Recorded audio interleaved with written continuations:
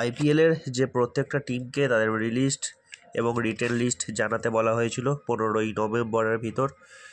তো তার মধ্যে থেকে আরসিবির যে লিস্ট রয়েছে আপনারা দেখতে থাকুন, আমি নামগুলো এক এক করে বলছি।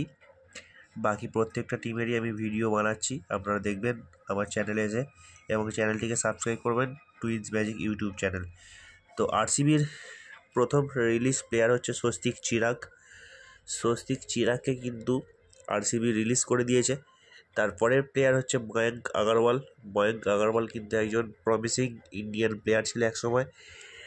এখন ঠিকঠাকভাবে ইন্ডিয়ার যে প্লেয়িং 11 বা ইন্ডিয়ান স্কোয়াডে নেই ঠিকই, কিন্তু নিয়মিত আইপিএল খেলতো এই ময়ঙ্ক আগরওয়ালকে কিন্তু রিলিজ করে দিয়েছে আরসিবি, গতবারের চ্যাম্পিয়ন টিম।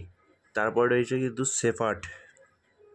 টিম সেপার্ট একজন কার্যকারী প্লেয়ার। তো এই টিম সেপার্টকেও কিন্তু আরসিবি রিলিজ করে দিয়েছে।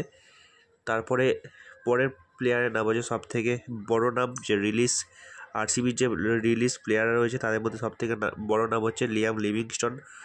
আপনারা যারা আমার ভিডিও দেখেন অবশ্যই দেখে থাকবেন, আমি এই নামগুলো কিন্তু ম্যাক্সিমামটাই বলে দিয়েছিলাম এটা রিলিজ হতে চলেছে। লিয়াম লিভিংস্টনের নামটা বারবার বলেছিলাম যে লিয়াম লিভিংস্টন রিলিজ হবেই হবে। তো লিয়াম লিভিংস্টনকে কিন্তু আরসিবি রিলিজ করে দিয়েছে। পরের নাম হচ্ছে মনোজ ভান্ডেগিকেও কিন্তু গতবারের চ্যাম্পিয়ন আরসিবি রিলিজ করে দিয়েছে। তারপরে কিন্তু আসছে সাউথ আফ্রিকার পেস বোলার, যার নাম হচ্ছে লুঙ্গি এনগিডিকেও কিন্তু আরসিবি রিলিজ করে দিয়েছে। Lungi Ngidi released by RCB. তো লাস্ট যে প্লেয়ার রিলিজ হয়েছে আরসিবি থেকে সেটা হচ্ছে ব্লিসিং মিজরানি, এটা কিন্তু আরসিবি টিম থেকে, আরসিবি স্কোয়াড থেকে রিলিজ হয়ে গেছে।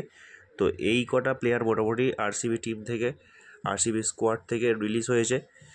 তো অলরেডি আমি কেকেআরকে নিয়ে ভিডিও বানিয়েছি, আমার এই ভিডিও ছিল আরসিবিকে নিয়ে। এর পরের ভিডিও নিয়ে আসছি, আমি প্রত্যেকটা টিমকে নিয়ে ভিডিও বানাবো। আপনারা অবশ্যই আমার চ্যানেলটিকে সাবস্ক্রাইব করুন, প্রত্যেকটা খেলার খবর আপনারা সবার আগে পাবেন এবং অবশ্যই কমেন্ট করবেন, চেষ্টা করব রিপ্লাই করার। দেখতে থাকুন টুইন্স ম্যাজিক ইউটিউব চ্যানেল।